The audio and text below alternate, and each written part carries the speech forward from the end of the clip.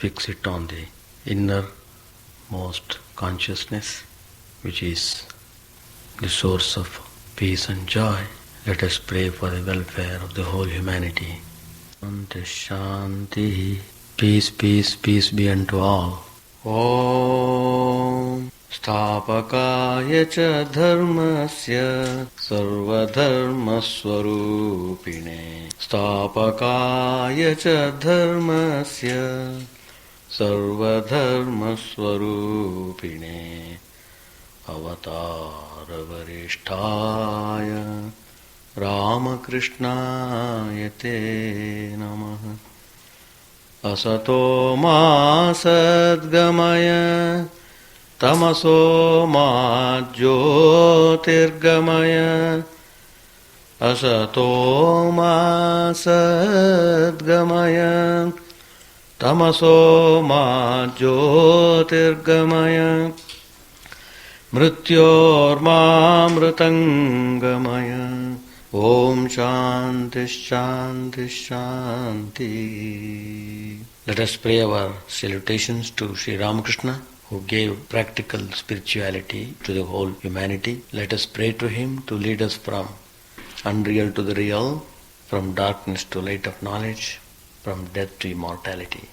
Master Mahashaya, when he came in touch with Sri Ramakrishna, in the course of Master's talking with him, one thing most remarkable Master Mahashaya felt was that Sri Ramakrishna presented the highest spiritual wisdom, the spiritual knowledge, in utterly simple words. It was amazing to him to have seen a person of such caliber. Here is a person who is intensely spiritual, whose expressions are utterly simple. That is a very important observation which Master Mahashaya did. It is exactly true. The men of realization are always very simple, extremely simple. They have found out that if a person had to see God, he should be 100% simple. That means he should be free from egoism. The devotee who has realized God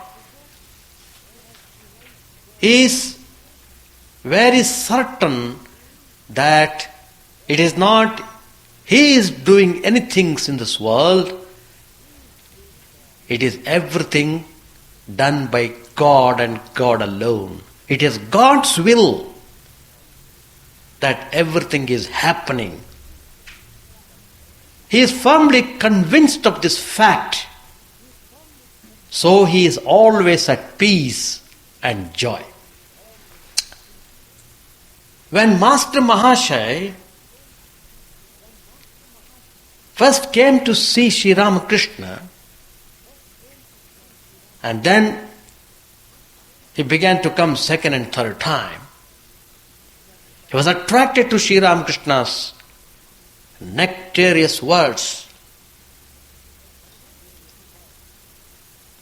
When Sri Ramakrishna came to know that Master Mahashaya had married, he was very sorry. Further, when Sri Ramakrishna came to know that he had children, again he became very sorry. Master Mahashaya began to think deeply, why Sri Ramakrishna is feeling sorry over this. Is it a sin to marry? Is it a sin to have children? Is it a sin to have house and properties? Is it a sin to love one's own kith and kin? All these questions flashed in his mind. Now the point here is, Sri Ramakrishna is not seeing this as a sin. No, that was not his intention at all.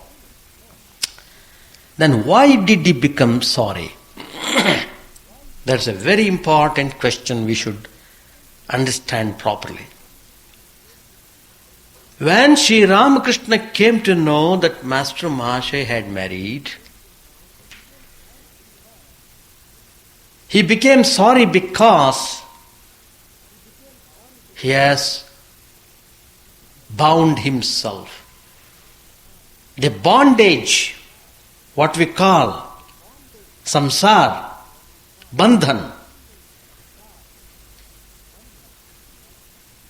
he has got himself tied down. Then he is having children in course of time, again tying down himself. Why? Because mind gets attached to these things. And his mind is becoming so much busy with things of the world, and he will never find time to think of God. That means the person, he could have avoided getting into bondage, but anyway, he has entered into householder's life. That means he is in bondage. So what is to be done? How many people do really know that they have lost their way in the forest? Many people think that they are going in the right way. It's only after a long time of walking through and through, they could not find a way out, then they will come to conclude that they have lost the way in the forest. Exactly same with respect to the samsaric life. We don't know how we are being dragged down to various things connected with this life. The mind slowly and slowly sinks down, becomes heavier and heavier on account of the weight of the attachment towards things of the world, towards the unreality, and then he has lost the way. But then if he really feels for it, if he feels that he has lost his way, then God shows him the way by showering grace on him. So only few people who learn through suffering. Most of the people do not learn at all. Like camel eating the thorny bush, though the blood is oozing out, still it never stops eating thorny bush. So people are like that, even though they are undergoing lot of suffering and misery in the world, they do not give up attachment. So they are completely lost. So now Sri Ramakrishna only wanted to know whether he has been in bondage or he is on the threshold. Now Sri Ramakrishna came to know that he is married. So, now what is to be done? Now somebody has to guide.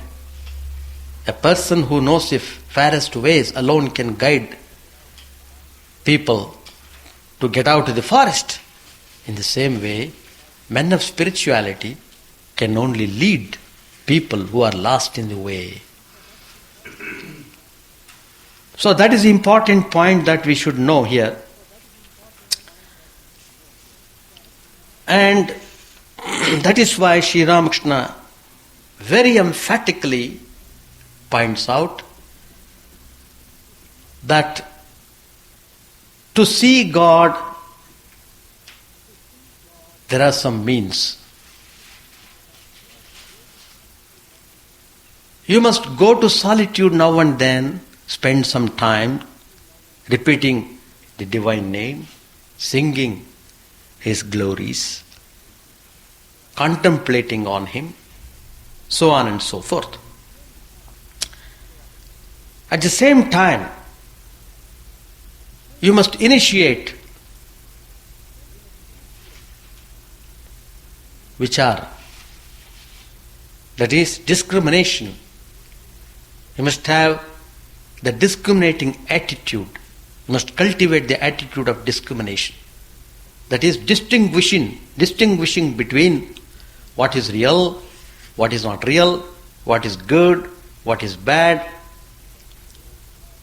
what things take towards God, what things do not take towards Him. All these things are called Vichara Shakti. We must develop that. We have that potency in us. We must develop, we must cultivate and try to discriminate. Once you are clear about the thing, then be decisive. Be decisive. When you know it is dangerous, you must not step into that. When you know such a thing is harmful, you must not aspire for it. So one has to find out oneself by applying the intellect. Then he should slowly but steadily turn inward, go Godward.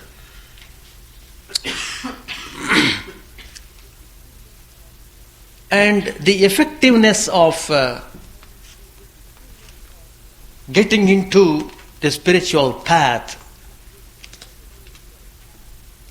is possible only if we have a yearning heart. Sri Ramakrishna stresses this point very well in the passages which I read last time. Yearning heart.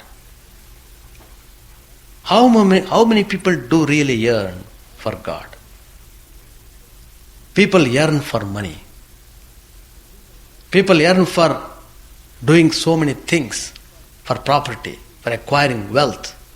Well, but how many people do really yearn for God? People cry.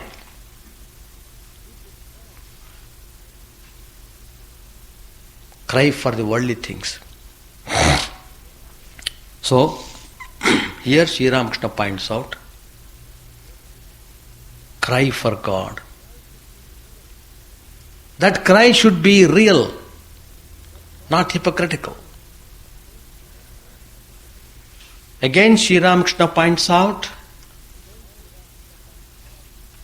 how God is to be approached by the combined force of three attractions. The attraction which the worldly man possesses towards worldly things. The attraction the mother child, the child cherishes with its mother. The attraction between child and its mother. The third one the attraction between the husband and the chaste wife. So if one could approach God by the combined force of these attractions, one cannot but see God. The point here which Sri Ramakrishna wants to emphasize is that to love God in all sincerity, love Him.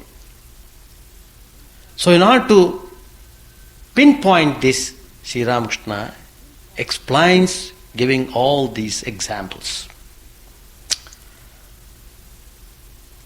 Love with a yearning heart, pray to Him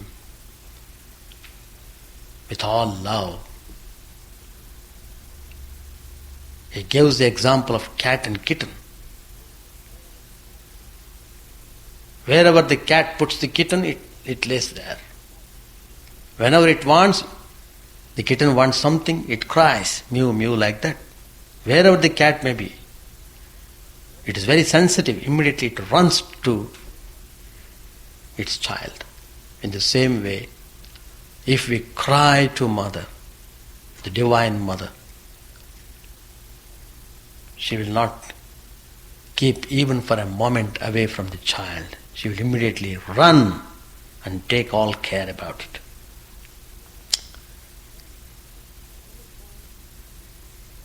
Another point which Sri Ramakrishna has stressed,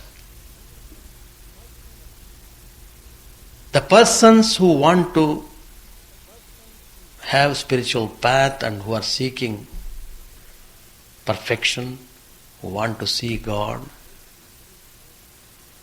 they should be very careful about their association. That means they should never be associated with the people of wicked nature, people who are not interested in spirituality, people who always criticize God and all things connected with it. Sri Ramakrishna warns that we should never have any association with such type of people.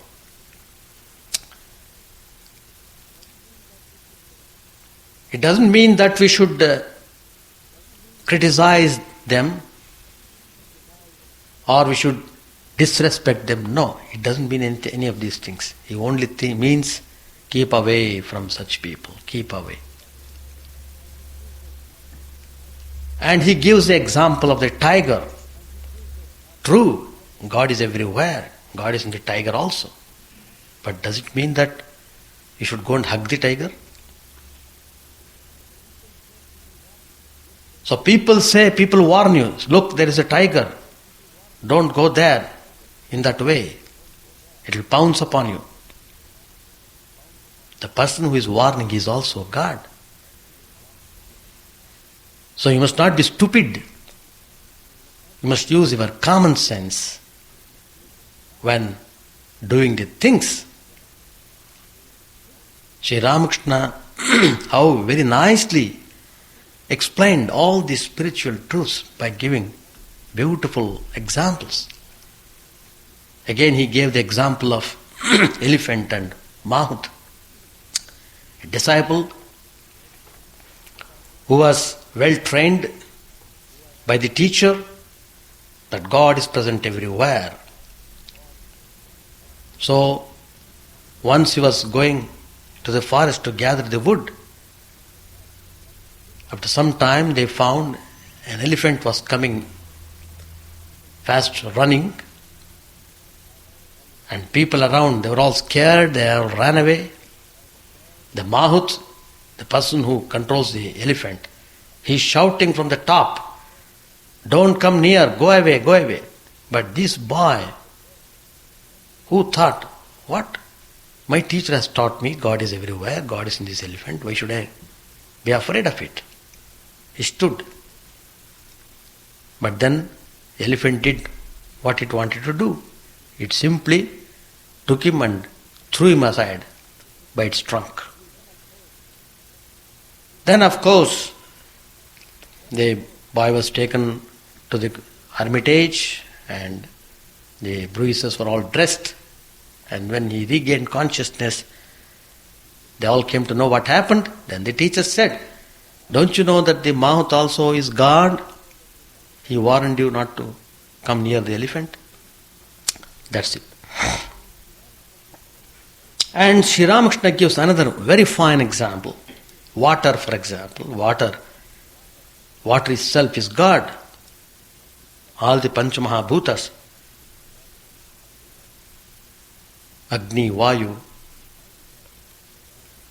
all these are different manifestations of God. But then there are some water which are used only for washing the dirty linen. Some water is used only for washing the utensils, and some is used for worship. So like that, though the water is same, but yet everything has got its purpose. In the same way, though God is present everywhere, we should be careful in understanding the things and take proper steps. That's what he meant. So far we have read, that is from page 82 to 85. Now I shall continue to read, then I shall ask for your comments. Page 85, a devotee asked Sri Ramakrishna, "Sir, if a wicked man is about to do harm, or actually does so, should we keep quiet then?" Very beautiful question. What did Master answer? He said, a man living in society should make a show of tamas to protect himself from evil-minded people. But he should not harm anybody in anticipation of harm likely to be done him. Very positive instruction is given here. That is, we should not take any retaliatory measures. We should not have revengeful attitude. That's what Sri Ramakrishna meant. Listen to a story. Some cowherd boys used to tend their cows in a meadow where a terrible poisonous snake lived. Everyone was on the alert for fear of it. One day, a brahmachari was going along the meadow. The boys ran to him and said, "Revered sir, please don't go that way. A venomous snake lives over there." "What of it, my good children?" said the brahmachari. "I am not afraid of the snake. I know some mantras." So saying, he continued on his way along the meadow. But the cowherd boys, being afraid, didn't accompany him. In the meantime, the snake moved swiftly toward him with upraised hood. As soon as it came near, he recited a mantra, and the snake lay at his feet like an earthworm. The brahmachari said, "Look here, why do you go about doing harm? Come, I will give you a holy word. By repeating it, you will learn to love God. Ultimately, you will realize Him and so get rid of your violent nature." Saying this, he taught the snake a holy word and initiated him into spiritual life. The snake bowed before the teacher and said, "Revered sir, how shall I practice spiritual discipline?" "Repeat that sacred word," said the teacher, "and do no harm to anybody." As he was about to depart, the brahmachari said, "I shall see you again." Some days passed, and the cowherd boys noticed that the snake would not bite. They threw stones at it. Still it showed no anger, behaved as if it were an earthworm. One day, one of the boys came close to it, caught it by the tail, and whirling it round and round, dashed it again and again on the ground and threw it away. The snake vomited blood and became unconscious. It was stunned. It could not move. So, thinking it dead, the boys went their way. Late at night, the snake regained consciousness. Slowly and with great difficulty, it dragged itself into its hole. Its bones were broken and it could scarcely move. Many days passed. The snake became a mere skeleton covered with a skin. Now and then at night, it would come out in search of food. For fear of the boys, it would not leave its hole during the daytime. Since receiving the sacred word from the teacher, it had given up doing harm to others. It maintained its life on dirt, leaves, or the fruit that dropped from the trees. About a year later, the brahmachari came that way again and asked after the snake. The cowherd boys told him that it was dead, but he couldn't believe them. He knew that the snake would not die before attaining the fruit of the holy word with which it had been initiated. He found his way to the place and searching here and there, called it by the name he had given it. Hearing the teacher's voice, it came out of its hole and bowed before him with great reverence. "How are you?" asked the brahmachari. "I am well, sir," replied the snake. "But," the teacher asked, "why are you so thin?" The snake replied, "Revered sir, you ordered me not to harm anybody, so I have been living only on leaves and fruit. Perhaps that has made me thinner." The snake had developed the quality of sattva. It could not be angry with anyone. It had totally forgotten that the cowherd boys had almost killed it. The brahmachari said, "It can't be mere want of food that has reduced you to this state. There must be some other reason. Think a little." Then the snake remembered that the boys had dashed it against the ground. It said, "Yes, revered sir, now I remember. The boys one day dashed me violently against the ground. They are ignorant after all. They didn't realize what a great change had come over my mind. How could they know I wouldn't bite or harm anyone?" The brahmachari exclaimed, "What a shame! You are such a fool. You don't know how to protect yourself. I asked you not to bite, but I didn't forbid you to hiss. Why didn't you scare them by hissing?" That's important teaching. So, all the spiritual seekers should note. In this creation of God, there is a variety of things. Men, animals, trees, plants. Among the animals, some are good, some bad. There are ferocious animals like the tiger. Some trees bear fruit sweet as nectar, and others bear fruit that is poisonous. Likewise, among human beings, there are the good and the wicked, the holy and the unholy.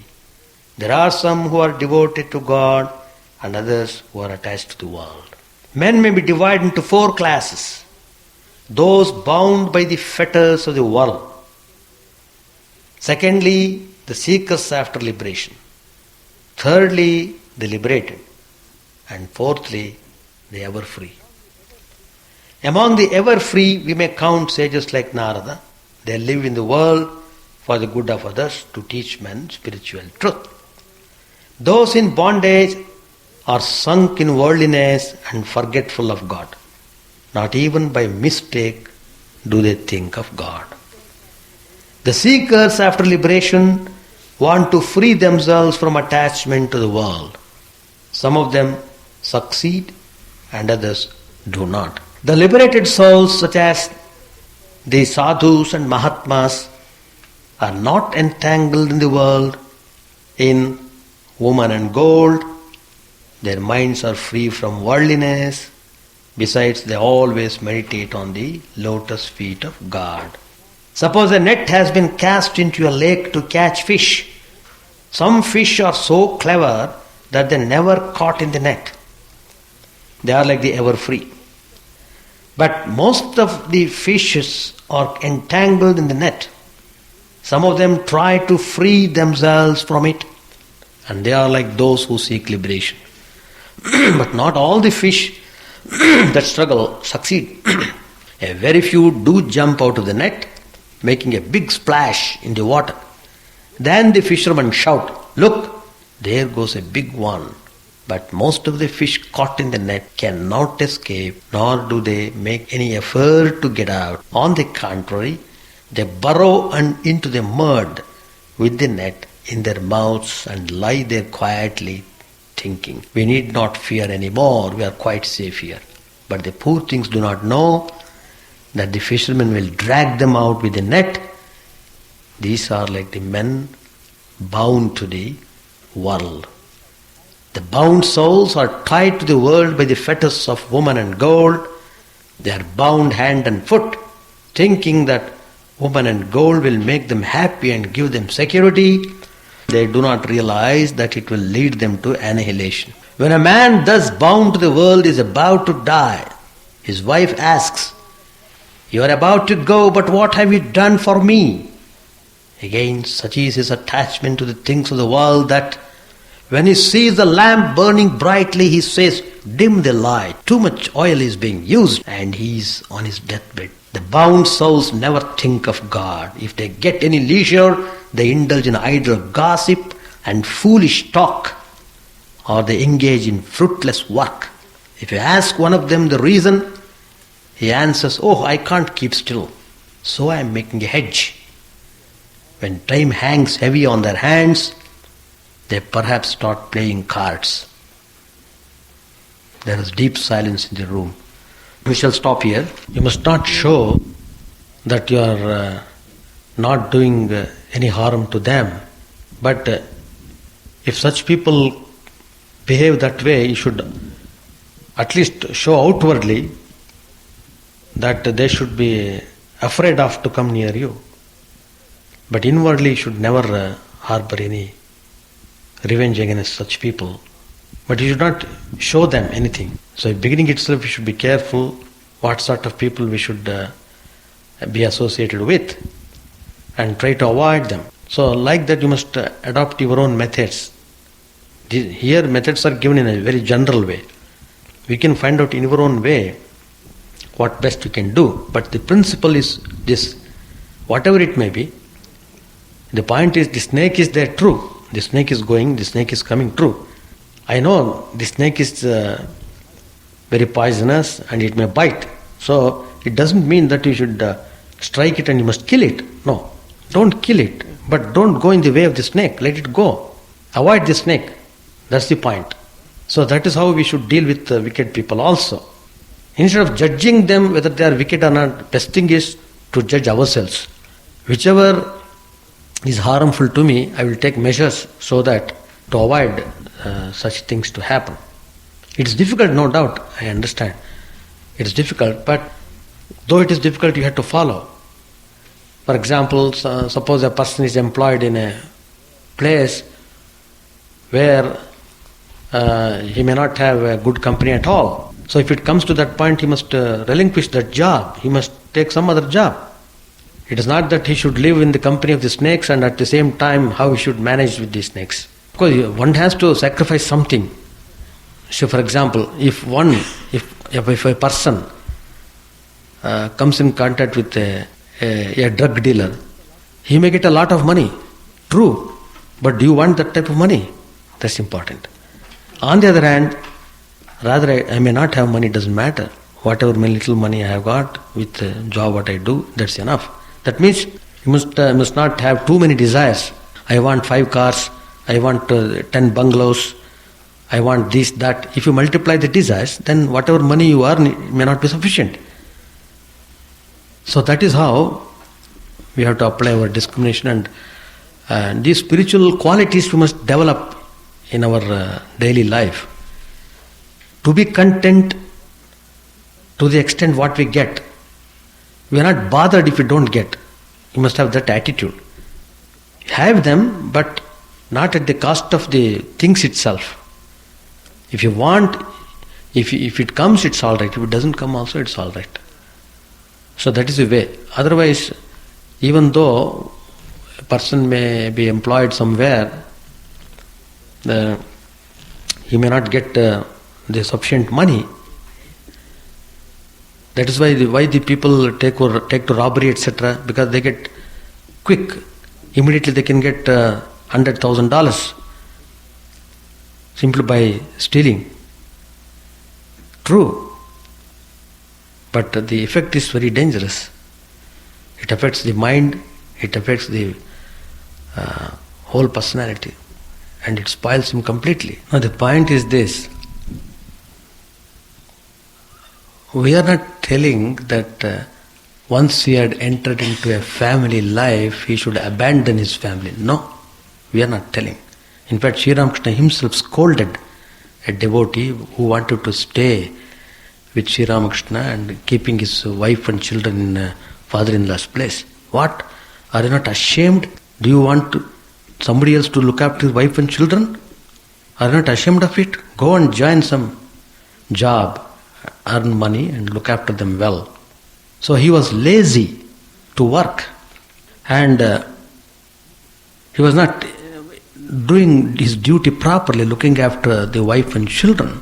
Do you think that neighbors will come and look after them? Like that he weren't. The point here is this. Family life is all right for those who have taken that life. It is not for criticizing. Sri Ramakrishna has pointed out this. He has pointed out what is bondage. What is this bondage? That is, spreading the net of attachment is called bondage. Spreading the net of attachment. We easily become attached when we enter into such type of life. Now the point is, nothing is half done. You must know. Life is itself a challenge. You have to face many challenges in life. True. We have to face it. That's our way. But the point is, how do you face them? Face them intelligently. Then you will find the way. And life, it is a continuous process. It's not just this birth you have taken and after this all over. No, it's not like that. You may say it is over, but the circumstances will push you to take another birth and pass through other type of experiences. But the point is this, each one is struggling to get into that spiritual realm. Some people become aware of it early, but some people become aware of it later. But we are all practicing, no doubt. Each one is judged only by one's own realization. Up till then, nobody can say he has made very high spiritual progress in life. Nobody can judge that. God alone can judge. So, let us be more and more humble, but practice all the warnings which Sri Ramakrishna has given again and again, so that wherever we are, it is for the family people only. Sri Ramakrishna is telling. Now and then you must try to get into holy association. You must try to go into solitude and think of God. You must positively do that. You must make the effort, because mind naturally doesn't go towards them, because mind is already going towards other things. Mind has get into attraction with so many worldly things, with so many things going on in the world. I want to attend the game, the soccer game. Mind is running there. So I am prepared to spend 3 hours seeing the TV, but I am not prepared to spend 5 minutes in doing meditation. So you can ask yourself how the mind is cooperating, in what way it is cooperating you. Whatever we like it, we have excuses, we have reasons to defend them. But when there is no interest, then we give reasons. So half-heartedness will not help. If you want God, you must love Him and you must want Him sincerely. That's the way. That you will develop when you constantly come in touch with holy people and read sacred books. Keeping the mind always in these ideas is very important. Very important. But how, what we find, in fact, last time when I had been to Florida, I had been to one place there. There, West Palm Beach, I think. West Palm Beach. There, one devotee family. I observed the child, about 8 years old, sitting before the TV, whole 3-4 hours at a stretch. I was amazed, and in fact I was shocked to see that. And I asked the mother, what is this? Child will not go to sleep night, hardly 11 o'clock. And the mother is telling how the child is enjoying the TV. See how, when the mind, that means it likes it again and again, seeing TV all the time. So the mind is full of TV only. Where do you find God and how, what can we do, how to develop the quality in our children? You can't develop quality in children if you give such kind of training in the home. So that's the point. So Sri Ramakrishna is giving here instructions how to, first of all, how we must live the life and how we must give training to our children. All these things are dealt with here. In course of his teachings you will come across so many passages.